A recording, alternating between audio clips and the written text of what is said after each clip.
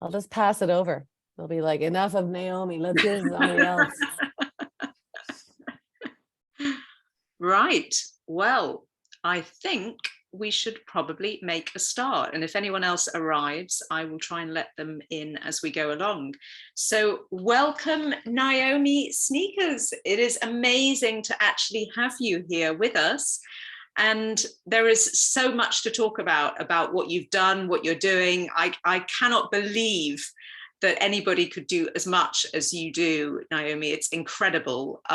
Actor, writer, producer, director, improviser, podcaster, creative entrepreneur. It's incredible. Mediocre stander, mediocre walker. No. Great. No. I fall down a whole bunch. It's really awkward. And outstanding comedian and so many things. Anyway, before we kick off into the detail of how incredible you are, can you tell us where it all began? So how did you first realize that you were a creative, brilliant person? Right. Well, is the majority of your audience, are you from the UK? Wave your hand if you're from the UK. Let me see who's, because then I can speak in English. Because my mom's British. We were just speaking about this. My mom's was originally from Manchester, and I feel like she was such a gregarious person that creativity was always part of our family. I would come home from school and there would always be like a craft station set up for me to be creative. There was a tickle trunk of costumes. She was always like, I was making perfume. So I was really like, my mom really guided the way with creativity. So it was always part of my life that way. And I think and you can tell me if this is a British thing or not, but she would travel with pens and paper and games and things like that, and snacks, always be snacking in her purse, so that if she could tell I was losing my marbles because I was a kid, she'd pull out a piece of paper and she'd be like, draw. Or she'd pull out one and we'd make one of those little like fortune teller things. And so she was always infusing creativity in my life. And that really set the stage, I think, for me. Oh, that's a lovely story. I don't know whether it is a British thing. I mean, I remember sort of being encouraged to write stories and be past paper a lot. So maybe it is. Yeah. I think games feels very British. Like whenever I'm visiting my relatives, at the end of dinner, they'll be like, all right, game time. And I was like, oh yeah, for the children, right? We're going to drink cocktails. And they're like, no, we're playing hide and go seek, all of them. And we play hide and go seek in my family. Terrifying. I'd be under laundry, like a 30-year-old woman under laundry going, oh my God, I hope my uncle doesn't find me. It's freezing. Terrifying. So we know that you were a very creative child, Naomi. Did you then go into a normal job, or did you go straight down the creative route? Yeah, I don't think I ever really got normal job centric. No, I would think that like the normal jobs were always around creativity, whether I was like, as a kid, I taught dance. And then as I got older, I ran like a little summer camp at one of the theaters in Ontario.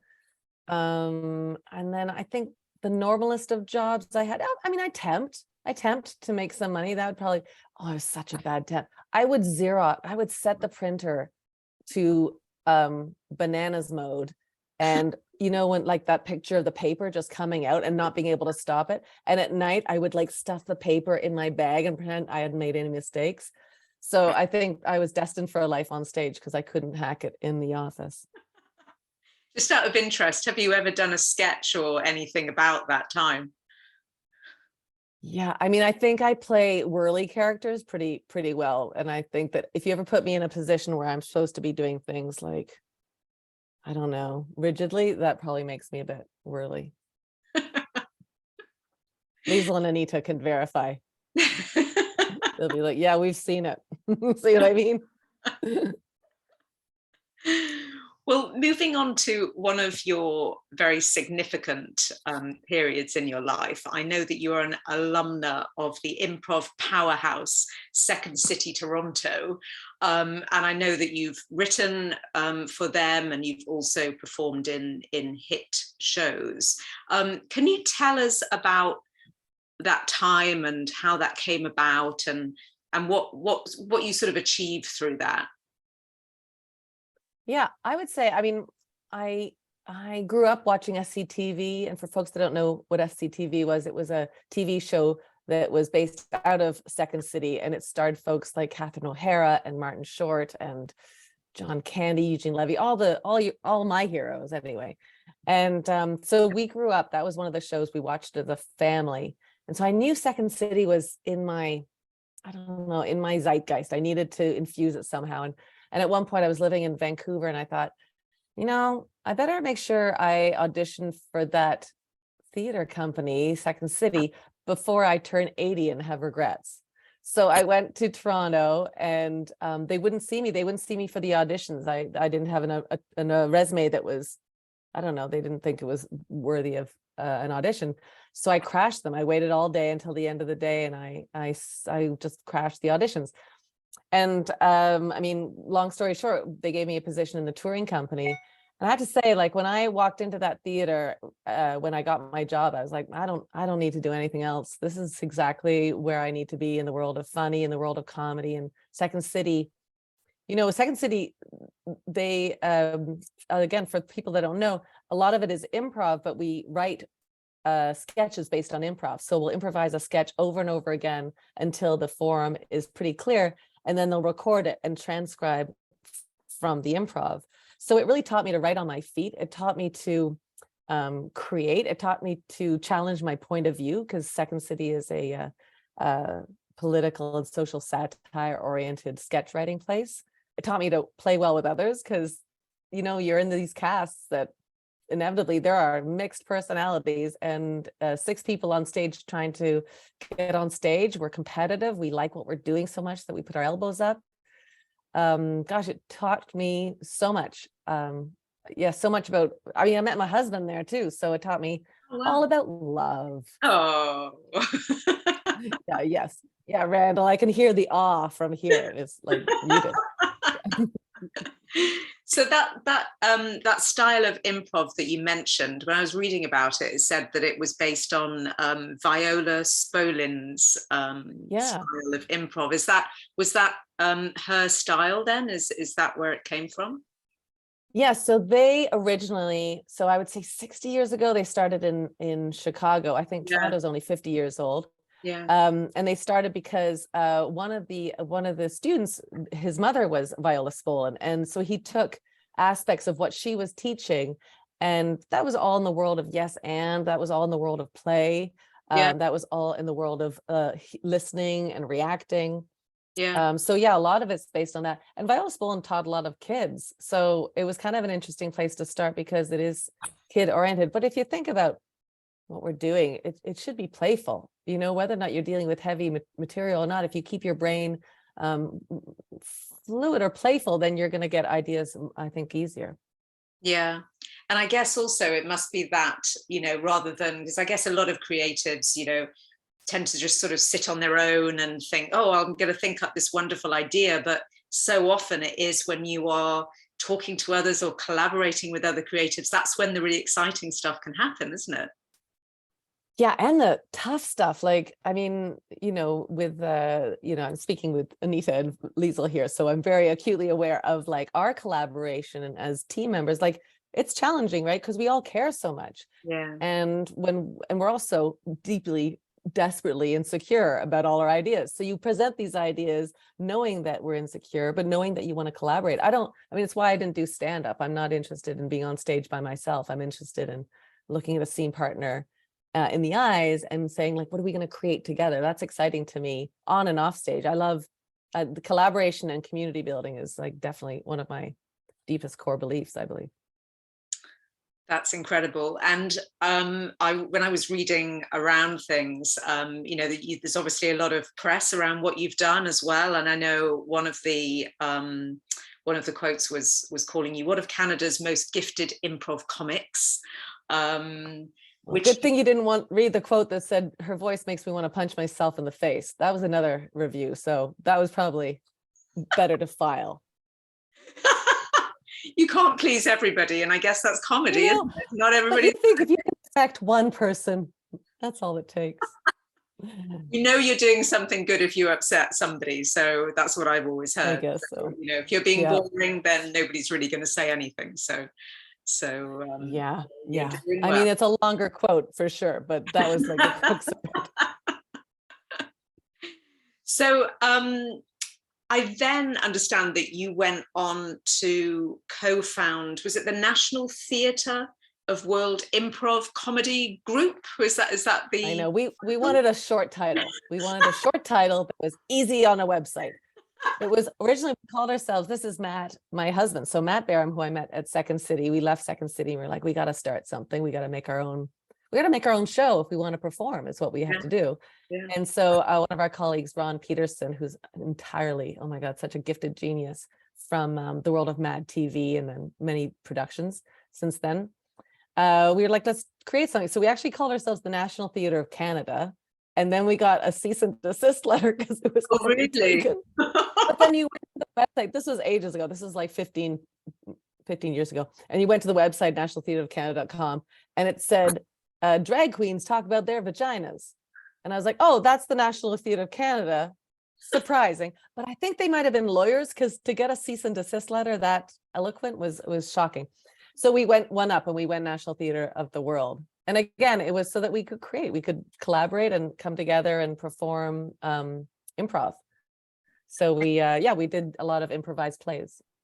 And what was there anything sort of groundbreaking that came out of that? How long did that last for? Yeah, it went on for, I would say, over 10 years. We were doing shows. I think we were doing 2 shows a week for about 3 years. I think that's when I met you. Hey, Randall, from one of those shows. Yeah. And so we started with a show called Impromptu Splendor. And that was basically so that we could do acting in improv, because improv typically, and I think when you think of improv, and you can nod your head or give me thumbs down, but when you think of improv, you think of like, whose line is it anyway? And like joke improv and that kind of stuff. Yeah, I'm seeing nods. So we wanted to do like more theatrical improv. And that's not something that we invented, goodness knows, but we were like, let's do something where you could actually like break people's hearts and make them laugh all in one night. So we would take a style like Tennessee Williams or Chekhov or David Mamet, and we would read the play on Monday, any play. We would study it. We would talk about the set that might happen, the costumes that might happen, the I don't know, the format that might happen. And then on Thursday, we would go to an audience with a set and costumes and soundtrack and ask the audience to title a play, and we would do an hour-long play in that style. So that was like really exciting for us because it was theatrical, and it was testing our acting chops that I really loved. And then we went on to do Carnegie Hall show, which was it was done because if you have 2 people in the audience, or that's the one we met at, 2 people or 20,000 people, you have to perform like it's Carnegie Hall, because those 2 people left their house to see you. So we're going to give them a great show. And the boys were in tuxedos and I was in a gown, and it was quite ruckus, I would say, Randall. There was always like dancing girls and maybe some jugglers, and it got off the tracks pretty quickly, and I think that was part of its charm. And Matt was actually a pretty good dancing girl.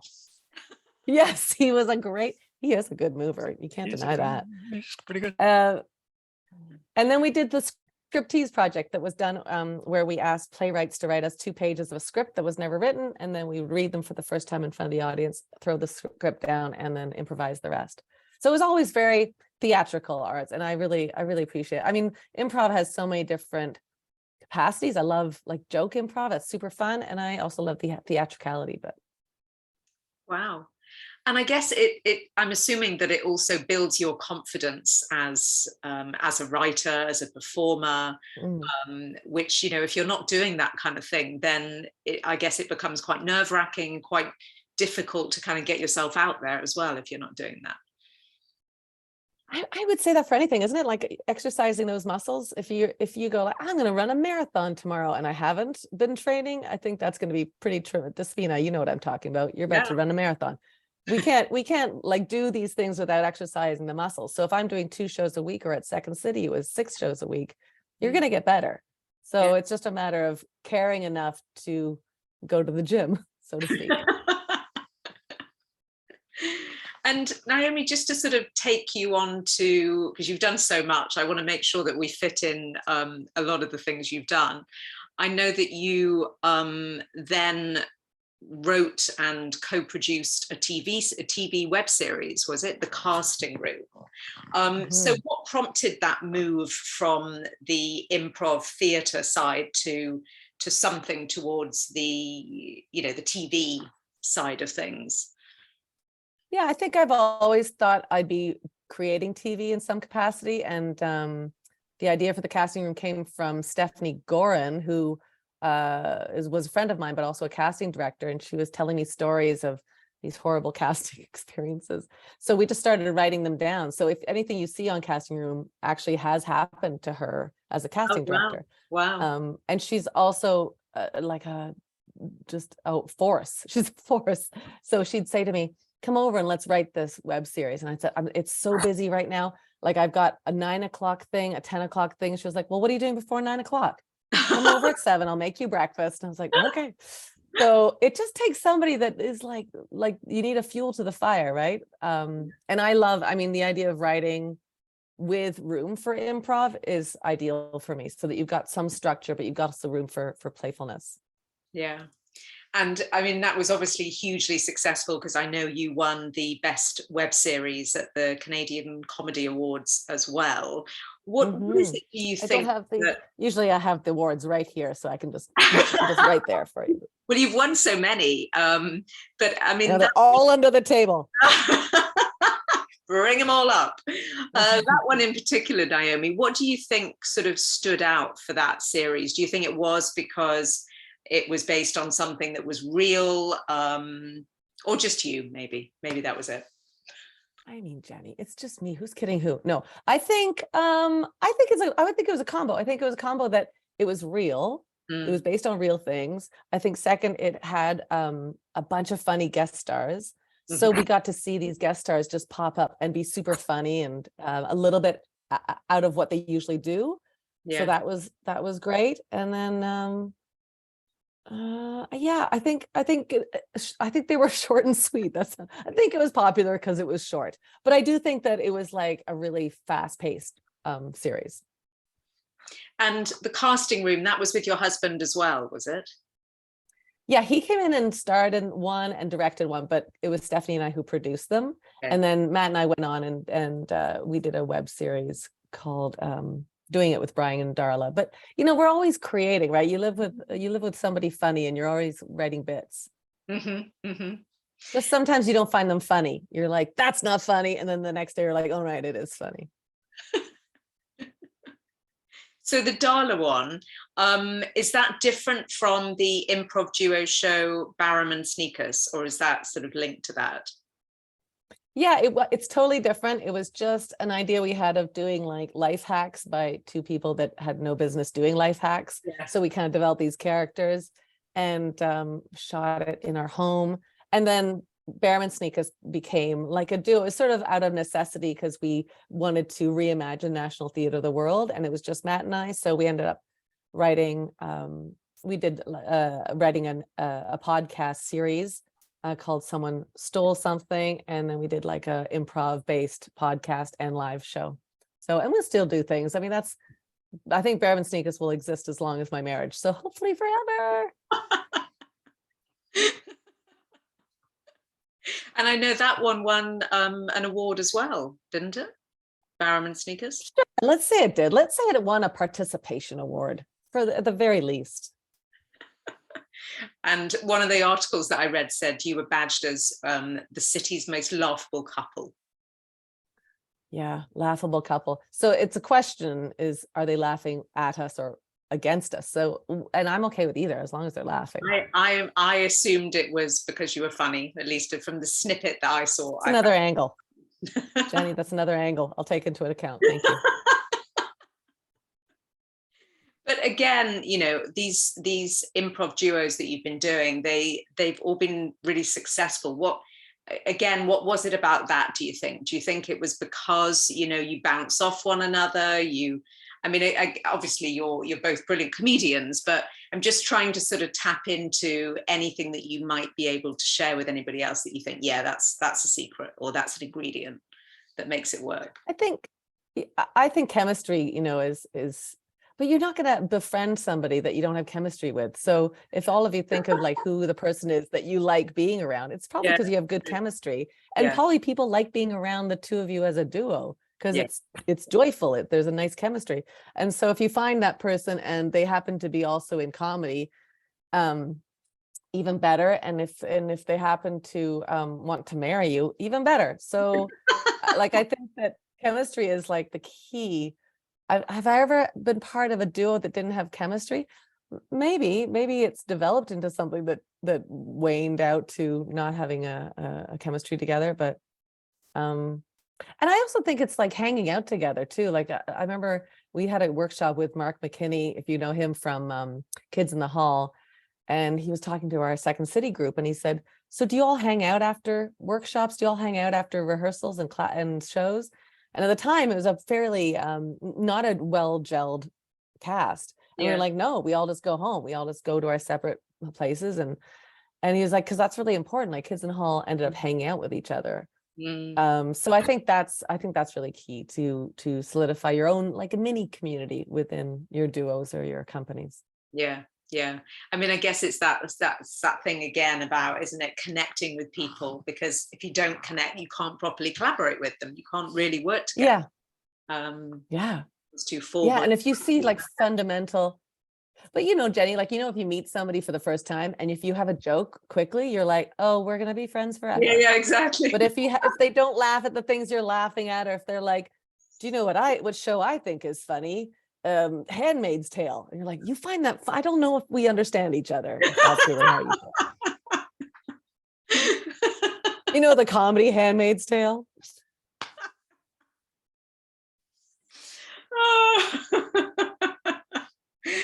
You're just trying to find one thing that you can connect over. That's all. Like, oh, what, you have a head, I have a head. Look, we're gonna get along forever, right? We're like two people with heads. It's fantastic. What, you like marshmallows? I don't know. You're just looking for connections, right? And that's just where hopefully with folks that you collaborate with, the connections are more than just limbs and heads. Yeah, and I think that is really key. So I'm going to move you on to your acting career, because somehow around all of this other amazing improv, comedy stuff, theatre stuff you've been doing, you've also been acting. And as one of the articles I saw, as seen on TV a lot, it said, you've been in TV, film, commercials, so much. And, you know, I'm conscious as well that some of them have been quite sort of, you know, big budget movies, Hollywood movies, I guess. Can you just talk us through some of the highlights of that, and, you know, why acting is important to you, why you love it, why you still do it, if you love it? I love it. I love it. It's like, I love it so much. I think like, well, I spin a lot of plates, but I spin plates that sort of feed each other, you know, like I feel like if my acting chops are limber, then when I go to write, I'm a better writer. And when I'm writing a lot, then I go up on stage and I'm a better performer. So I think they all support each other. I love acting so much. I love performing so much. I love connecting with audiences, whether it's through screens or through stages. But I think it's also like this opportunity of like finding out, oh gosh, this might sound a bit bougie, but like finding out about yourself through the roles that you play. So you're finding out about yourself. And if you're real truthful about the best and the worst sides of you, or not the best and the worst, but all the sides of you, then you can be infinitely more relatable. So if I'm truthful that I'm super empathetic, I'm a very kind person, but I'm super bossy as well. And sometimes I can be kind of mean. So if those are two aspects that exist in the same person, that character, I'm interested in delving into who that person is so I can tap into it with my acting. So the acting kind of just gives you an opportunity to delve into that. I feel. That's great. And just to mention a few of them. So I know you were in Saw 3D, and what was the other? Was it? Oh, That's right. I've completely forgotten the one about. That's okay. Oh, mention a few of Yes, the big say a word. because I know that a lot of people here will have seen a lot of them, just so that they can relate. Well, there are no teenage girls here, so those Disney movies probably are wasted. The discussion about unless you have children that are teenagers, and then I'm a really big deal. I'm not. I'm like second. I'm actually just big deal adjacent. So next to the folks that are the big deals. So the Disney movies, that was probably big. Saw, as you said. Trying to think what else. I have series. Work it. You know, I can't. Any words that you can remind me? I can't really remember. Mr. D for TV. Oh yeah, Mr. D. That was a TV show I did. Yeah. Yeah, I've been super lucky. I've just been really lucky. I've been able to do projects that are just really fun. Good people. I can't really reflect on one show that I was like, well, that made me want to punch myself in the neck. I think it was all like interesting people and usually fun because it's all around comedy. Saw was tricky because I had to yell a lot, so there wasn't a lot of comedy and yelling. And Naomi, how do you manage to balance all the things that you do? Do you, are you super organized, or do you kind of need that sort of variety to really satisfy you? I'm looking at Lisa Anita and be like, she is not organized. Yeah, I probably need that variety. I think I find that really satisfying to be able to do a little bit of a bunch of things. So when I get bored in one area, I can shift over. Or if one area is not moving as fast as I want it to, I can shift over to something else. Why do I probably have a really poor attention span. Probably deeply insecure about everything, so that I can't trust one to satisfy my feeling self-worth. I don't know. We can go deeper. I like spinning plates though. I can totally relate to that. I think, personally, I see it as a bit of a superpower. I think when you're, drawn in sort of lots of different directions, and maybe a short attention span is good because it means that you do lots of things rather than just one thing. So I think they can be seen as superpowers. Yeah. And then you talk to my husband, he was like, just finish one project, just one. And I was like, but I got a bunch of stuff going. Right, Maddie? Yeah. Yeah, he's just in agreement. And I know I've kind of left it to the end of our conversation, but I do want to focus on this quite a bit. Your incredible podcast that you have created, that is unbelievable. And it's, as you mentioned at the beginning, you're showcasing creatives to give them a platform and to give them a voice, and helping others to get out there, which is amazing. And I know off the back of that, the Firecracker Department organization has formed as well, which obviously offers so much to female and non-binary creatives. And I know that, its impact is being felt all around the world. Tell us more about how you did this, and because it is absolutely incredible from what I've seen on the website and the testimonials and everything. It does look incredible. Yeah. So as you said, it started as a podcast to give a platform to more women and non-binary artists, and to have discussions past whether sports and movies. So the conversations that I get to have are really like, I don't know, I find them really profound and insightful and inspiring. And then we blinked and it became a community. So folks like Lisa and Anita, who are here, they're part of the writing department. So we now have like a writing department, a mentorship department. Anita runs a weekly brunch where people, women and non-binary folks, can come together and just know that they've found their people. If they're struggling with a project, they can talk about that. If they just want to talk about, I don't know, recipes, they can talk about that. It's sort of this really beautiful space that Anita's created.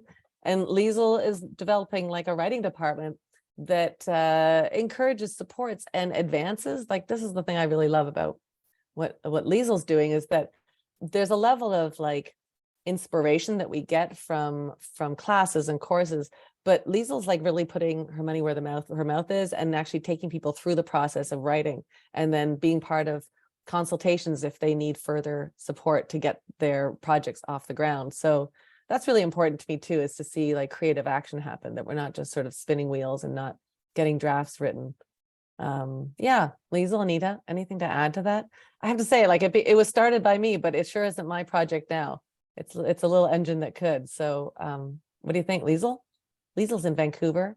Anita's in Kelowna, British Columbia. Yes, I'm in Vancouver. Thank you. Welcome. Yeah, we have writing workshops, and one of the things that I was attracted to the Firecracker department is that sort of international appeal. So it sort of follows on the National Theatre of the World vibe. You know, Naomi just wants to include everybody. So and because of the gift of Zoom, we have workshops where we can have people from Vancouver, Toronto, the UK. So the script writing workshops are super fun. And also we have a reading coming up that is international. So we have a script from the UK, one from the US, and one from Mexico. And then to accommodate the UK, we had to adjust our schedule a little bit, make it a little bit earlier on in the day. So that's coming up at the end of the month. So that's one of the things that's appealing to me, is the broad audience and artists that we address and support. That's wonderful, Liesel. And how can people get involved? I know that Randall has put the link into the chat really helpfully. Do you have a sort of open session for people to get involved, or can anybody join at any time, basically? Basically, anybody can join at any time, depending on what it is. The script writing workshops, we sign up at the beginning of a session, and then we do 10 sessions, and those are paid. Lots of the other stuff we do is free. So maybe Anita will talk about the writing bursts in a second that happen every Thursday. That's free. You can just show up. And the same with the readings. You, as an audience member, you can come and just watch it for free. And then I also do consultations, which Naomi mentioned, that it started with the beginning of COVID, when, you know, people like the National Gallery or the National Theatre were giving stuff away for free. I said, we got to support our community just by having a free option for some things. So you can dial me up and we can talk about your script for 20 minutes, a log line, and you can practice pitch to me. I just like to keep a little portion of my week available to just for support of an individual writers. Oh, it's fantastic. Isn't it amazing? Isn't that incredible? Like folks that just are like, yeah, I'm available to help the next folks. I just love it so much. Very lucky. This team and this group. It's amazing. Some of you in the UK might know Jackie McCarrick. We're reading one of her plays, Belfast Girls. Anyone know Jackie? Leopoldville? Yeah. Okay. Yeah. So we're doing one of her scripts. Fantastic. Oh, it's and the writing burst on Thursdays is 1 hour of writing. Someone moderates. I'm moderating today, and gives prompts, and 1 minute, 3 minute, 5 minute, 10 minute, depending. And we write, and if you feel like sharing, we read, and just to exercise the muscles. It's fantastic. It's just a good workout. Yeah. Mm-hmm. It's wonderful that you offer that. And do people need any sort of, experience, or can they just, if they fancy themselves as a writer, for example, can they just come along and join in? Yeah. Or even if they just want to find out about it. Yeah. That's really great. I have to say, like, we started both the brunch and the writing bursts on the Thursdays when the pandemic started. Yeah. And I would say it has birthed at least, I would say 7 to 10 new writers in the world. So, fantastic. It's that muscle, like what we were just talking about. Like if you're doing things regularly, your muscle's going to get better. That's just all there is to it. Yeah. No, it's absolutely brilliant. It's so inspirational. Yeah. See that, Randall? I mean, it goes with the neggy stuff too. Like if you're waking up every morning going, I can't, I'm not going to do this. That muscle's going to get real good at not being able to do stuff. Oh, well, thank you, Anita and Liesel. Thank you also for joining in and giving your reflections. I'm conscious that none of this would have been possible without Naomi dreaming it up and creating it. So thank you, Naomi, for giving this platform for people. It's incredible. Thank you. Thank you so much. And what's next, Naomi? Is it you're obviously going to continue with your podcast and doing all of the things? I don't know how you manage to fit into a day, but have you got anything else sort of in the pipeline that you're dreaming up at the moment? Yeah, so our next thing, Liesel's got some workshops coming up. We've got a brunch holiday special edition on a Sunday coming up in December. Mentorship department has some events coming up in 2023. And then personally, well, I guess this Firecracker department, we've done 150 episodes of the podcast that I've hosted. Wow. And every year we give away a thing called the Blaze Award to somebody that's really just excelling in their career, but also being an amazing community member. And we gave it to Amanda Brugel this year. And Amanda, you might know from Handmaid's Tale and from RuPaul's Drag Race. She was one of the judges. She's in a movie called Grove right now. Just killing it. She's extraordinary. And so she's going to come in and co-host 10 episodes with me. Brilliant. And I'm really jazzed about that because she's going to bring in she's going to curate it as well. So wow. Yeah, it just makes me, I think I'm always looking for opportunities to keep our brains open to see how we can make sure our communities are balanced. You know, we've all got work to do as far as like making sure that we've got equity within all the things we do. I'm not always successful. You know, sometimes I look at our Firecracker department and be like, oh, we got to do better, and we'll keep trying to do better. But it's just something that's always in my mind. Oh, that sounds amazing. I hats off to you. And for anybody else who's thinking about creating something themselves to, you know, help others or showcase others, do you, you know, did you apply for national funding or anything else like that? Or how did you sort of raise funds to start off this community? Yeah, so that's an interesting question. We started, this is typical of my style where I'm like, we create a poster and then we have to make a show after we've made the poster. So Firecracker department, which is National Theatre of the World, we made a poster and we're like, that's a great poster. What's the show going to be like? And then we built it from there. I love that. But with Firecracker department, it's really like morphed into what it is based on people coming together for things that they need. I often talked about like Venn diagrams with Firecracker department where like people need something and Firecracker needs something. Where it overlaps is the thing that we have to address.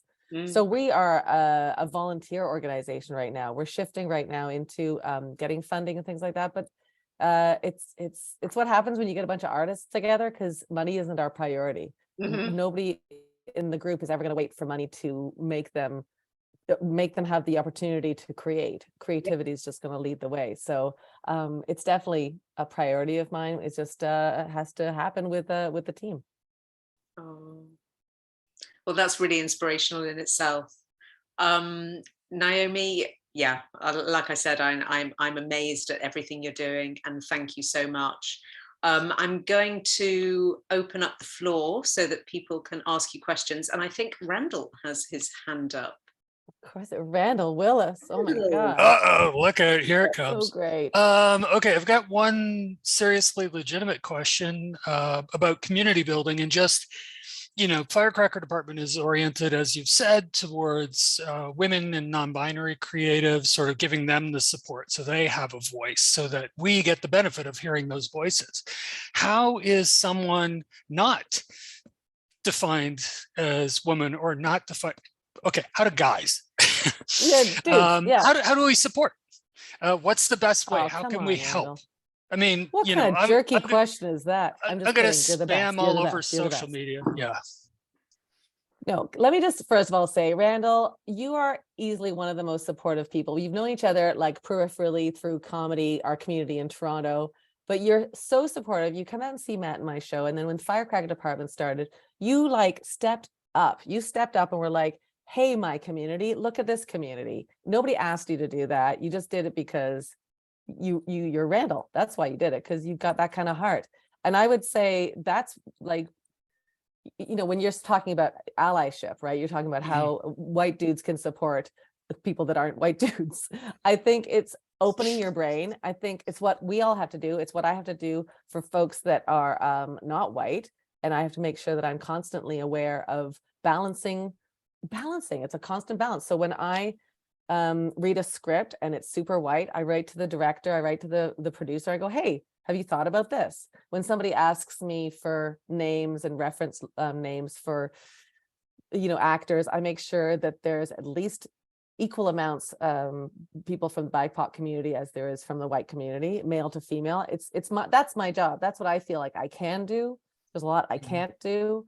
But I think that, somebody said it once, that whatever power we have to just use it for pushing equality. And that means when you go to a party, like even if it's like the smallest thing, when you go to a party, is your party full of white folks? Why is that? Like, talk about like looking at your community and going, how do we bring more diversity into our community? Because my world's way better for hearing those voices. It's much more full. And that is the world. It's not like it's a white world. So I better sit up straight if I'm not doing that. And I'm not. I have work to do. I look, I have a picture of the firecracker department, and we are prominently white. So I've got work to do, but I'm up for it. So when you talk about how do we support, I don't kind of look like how do you support me. I look about how do we all support each other. Right. And I think it's just like looking at every step of the way, whether it's a book club, whether it's, I don't know, a dinner party, being like, why are we like, let's shake it up. Why is it all men here? Unless it's like a men's group, and then point taken. But yeah, it's awareness. Okay. Yeah. The only other question I have, sort of away from that topic specifically, is going back to your Second City days and a particular guest improv performer that showed up one night. We'll call him Robin Williams. Robin Williams. Okay, yes, let's talk about Robin Williams. There is a fantastic photo of you and him on stage and Matt in the background, and Matt looks more in love than you do with Robin Williams in that moment. We loved him so much. Yes. I know. But wait, do you think he was looking at Robin, or I always thought he was looking at me and was in love with me. But you know what? It doesn't matter. It doesn't matter. Let's move on. Let's move on. Yeah. We can ask him later. Robin Williams he can get his own talk. Comes, yeah. It doesn't, and don't even record it. Don't even let me know. Yeah. Robin Williams turns up out of nowhere, and for all of it, what we know of Robin Williams, you think he's going to be like, okay, everybody, step aside. It's the Robin Williams show, and I would be thrilled because it's Robin Williams. He came on stage, and he was so humble, and he was he had such collaboration. It taught me so much about stepping aside from your ego and just being there to be an artist. Because it wasn't Robin Williams on stage with a bunch of improvisers. It was a bunch of artists collaborating. And that was amazing. And he also was giving, like he looked for ways of making us shine too. Like there was one point I started a scene, and I was like doing graffiti, and I was like, yo, your graffiti, it's like you're spelling it all wrong. I don't know, I started something so genius. And he said, listen, I can see your graffiti, but why don't you rap about it? And since we're in Canada, why don't you rap about it in French? Like he was there for like giving, like also like that's a horrifying idea to do that in French, but we did it together. But he was gifting on stage. So my job is not to make myself look better. Yes, put my mask on, but as soon as that mask's on, I'm all about looking after people and making them look as shiny as they can look. Oh, what a lovely story. Yeah. Oh. And you've obviously taken a lot of that, and that's what you do. You help others, which is what it's all about. Yeah, I think so. I think we hope to go that route. I can always do better, but I think it's a balance. I think you also have to recognize that when your tank is empty, you have no business helping others. Yeah. So, like if you're an artist and you're not creating, you go get that tank full so you can put it out to other people. Absolutely. Elliot, you've got your hand up. So I did. Hey, Naomi, great to hear you. I didn't know your work at all, but thanks to Randall and Jennie, I now do. But I'm based here in my new agents. I'm here in weirdly called Great Britain. It's the only nation in the world with a superlative adjective in the title of the country. But anything that we can do to collaborate, Randall and Jennie both have my email. Please let me know. We just finished our festival on Saturday, actually. Has some great comedies as well. And Mike Feist showed up, and Vanessa Redgrave and Jonathan Price and blah, blah, blah, all that big incredible stuff. Yeah, it was cool. But love to know, I don't know if you ever venture over the Atlantic, but should you let me know. Maybe we can set something up. Yeah, I'm coming in the winter. Fantastic. When does So that start? first round of yeah, that's When does right, winter no. start? It's already started here for like 8 weeks. No, but it's so warm here. It doesn't even feel like we're in November, and usually people are like, bustling down, but not so much. But I will absolutely. I would love to talk further about collaboration.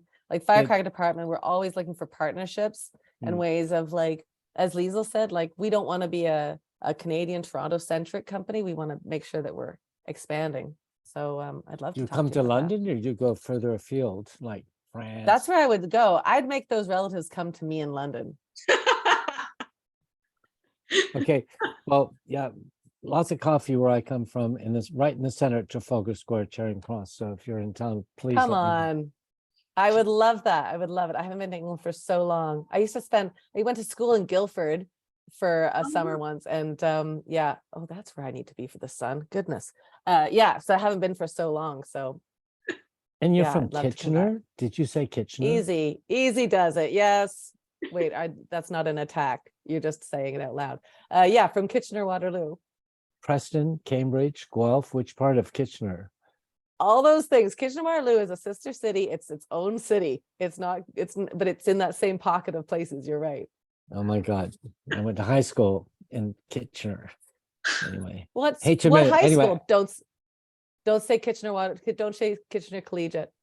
Rockaway Mennonite High School. I know Rockaway because my There we grandmother go. lived in Elora, so we had to go through the Mennonite St. Jacob's. Yeah. Jakobstadel.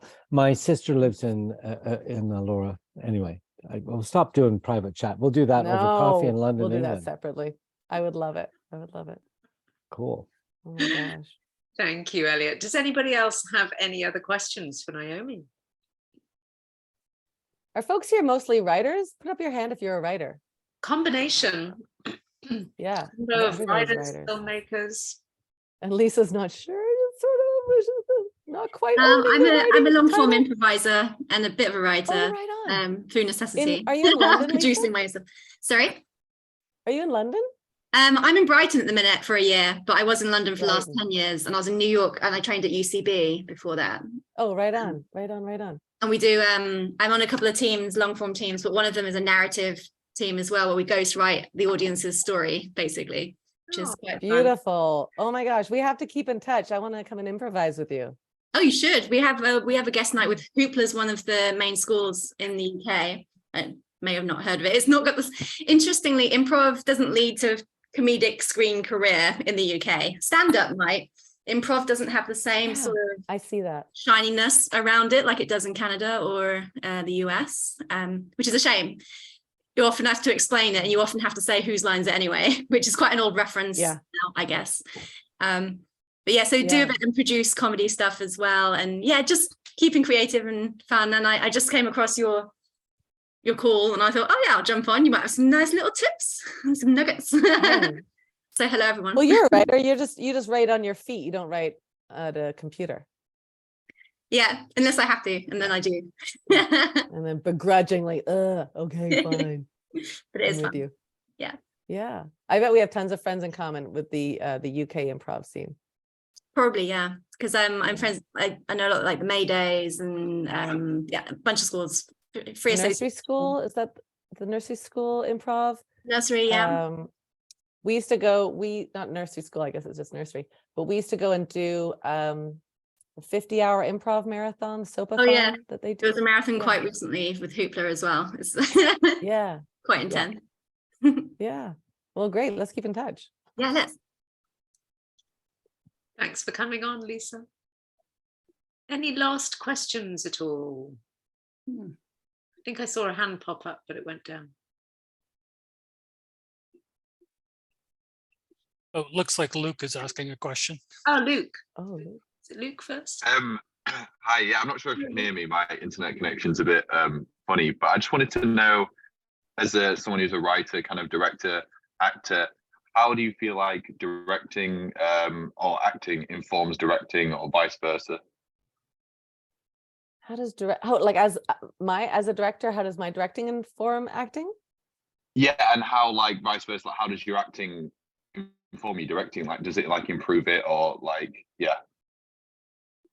Yeah, I would say, I mean, I don't direct a lot, but I think one just serves the other, like when it's just keeping your chops, your muscles limber. I think also like if you can speak the person's language, it's better. If I have a lot of directors friends that take acting classes, and I think that's such an amazing thing to do. Are you a director, Luke? Yeah, I am. Yeah. Do you ever take acting classes?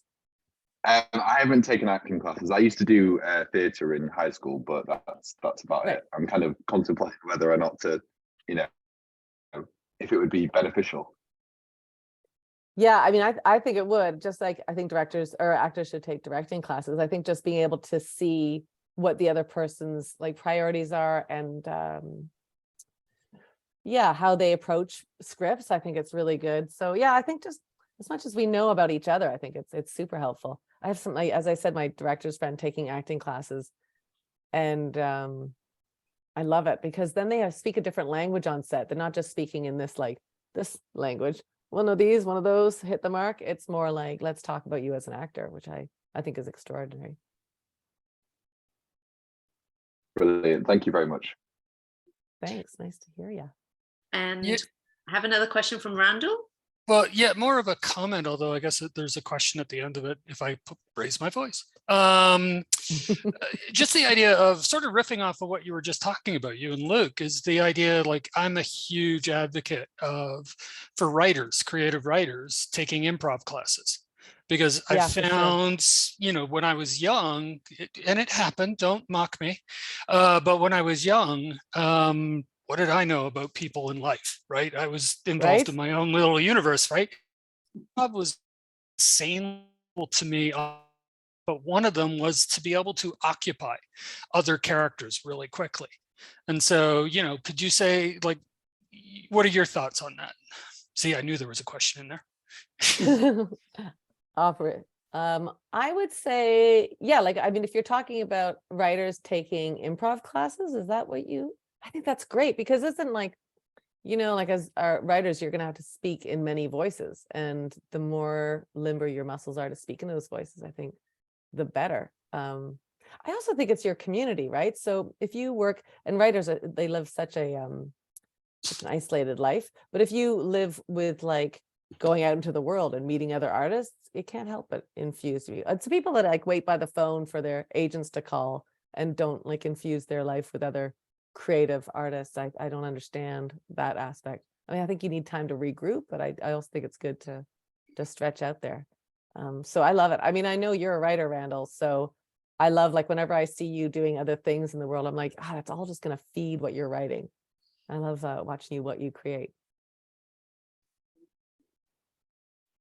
Thanks, Randall. And Lisa, you've got your hand up again? Yeah, I was just wondering how you came up with your premises for your improv shows. You were told what you had to do at Second City, or you actually got something inspired you? Yeah, we kind of, I mean, it's different processes. You went to UCB, did you say? Yeah. So UCB, I feel like, did like a very writer-centric improv. Did you find? I found like you were on your feet to write. So like a character would come in and you'd be like, how can we put this character in interesting situations so that you could write something on your feet? Whereas something like Groundlings is a very like character-centric, and Second City is much more like political social satire. So having a point of view and then putting it into a premise, which was something I was not good at. I struggled with it. I'm much more into like relationships, like, oh, this is an interesting thing. Like, one of the sketches that I wrote that went on further was a sketch I wrote about a mother coming in and finding her son's in the old days, it was the MSN days, but they've updated to Facebook, but looking at Facebook thread and then speaking on Facebook as if she was him and having this conversation with one of his friends. So I thought that was a funny idea. And then the genius of folks like Jim Annan and Lauren Ash came in and rounded it out. So I don't know, don't you go through life all the time going, oh, that's a funny idea. Oh, that's a funny idea. And you're just writing them down and seeing what comes. Sometimes it's born from a character. Sometimes it's born from a location. I think there's tons of ways to skin this funny cat. awful image, but yeah. Cool. How do you get your premises, Lisa? Yeah, often it's observational, or yeah, sometimes we'll be doing an exercise in one of our practices and something shiny comes out of it and you go, I'm gonna nick right to put in my pocket, carry on. Something that's been quite interesting, I don't know if you've come across this, we've got an intimacy coordinator / director coming in a couple of weeks to one of our practices so that we can create a language for ourselves on the stage and know where people's boundaries are and things like that. Because I find a lot of time in improv, it's very much like, we're having a relationship, but we'll sort of hold hands. It feels very like, you know what I mean? It's a really interesting premise because I'm an actor as well. And I've only ever had a coach come in when you've choreographed something. So I find that opening up a whole new world for our team, which I think is quite interesting, actually. I don't know if it's not Rama, is it? It's not Rama Nicholas, is it? No. So it's actually someone that does a lot of improv herself, but she's qualified coordinator, which is quite interesting. Yeah. I just did an intimacy workshop. I was in Vienna doing the festival, the improv festival there, which is, if you ever get a chance to go, Lisa, it's extraordinary. And they had this intimacy coordinator, but I think it's all about communications where, you exactly that. You're supposed to play a married couple on stage, but you're like patting each other on the back, good morning. And so we started having these discussions before the show saying like, what are your boundaries? And I'd be like, I'm okay. It's okay if you kiss me. I'm okay if you touch my shoulders.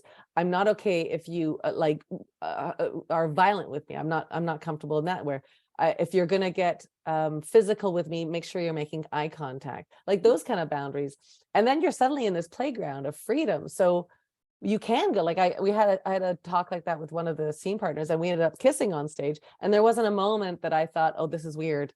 I hope this is okay. Because I know we've had the discussion. It's such a freeing, and I feel like that could be done in so many aspects of our art too, like just a simple discussion. Mm-hmm. Like if even if it's in a writer's room, like hear things like, I'm okay for my personal life to be brought up in the writer's room. Whereas some people going like, I know some people know things about me that I don't want brought up. So I think, the more communication, the better around that. I'm excited. I can't wait to hear how that goes for you. I bet it's going to be really kind of a new chapter over there. There's a lot of kissing the first night that we did it. There was a lot of people that were like, well, now we can kiss. Oh, it's interesting. Anita, I think you might have had your hand up earlier. Did you want to ask a question? Naomi just answered it. My question was, is it okay to kiss on a first date?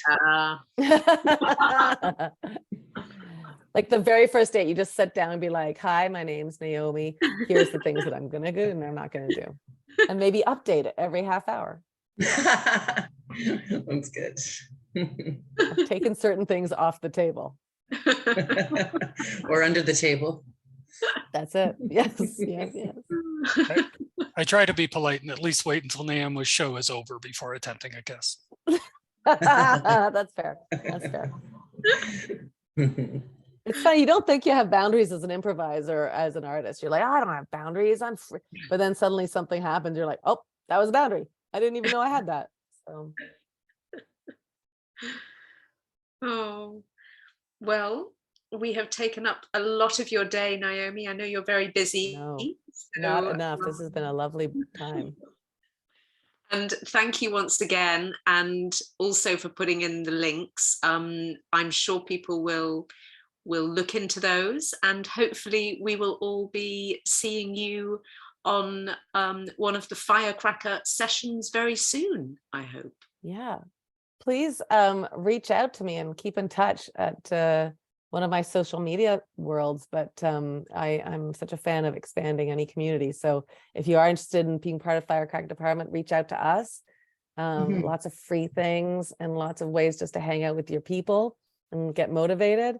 But yeah, and if I'm ever in England, please, and doing a show, come and introduce me. Like, remember that weird thing that we did? And then be like, oh yeah. I'll have to put you in and be like, oh yeah, I remember you. And thanks to Randall for putting all this together. Randall, you're thank you, really it wouldn't have happened without you. Thank you so much. Love you both. Funniest, kindest. It's a good combo of funny and kind. Randall Wilson. I know. Oh, Willis, I called you Wilson. Just so long as you call.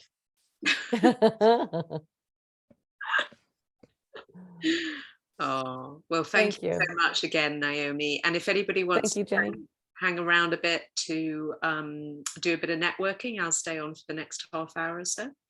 And thank you again for coming tonight. And next month we are back to our first Thursday of the month. So thank you. Good for you, Jenny. Good for you for doing this kind of community building. It's really, it takes effort and producing time. So good on you for making it happen, and Elliot as well. Thank you very much. It was like you said before, Naomi, we went global when the pandemic happened, but because before then we were just meeting in London. So it's been lovely to get people from around the world.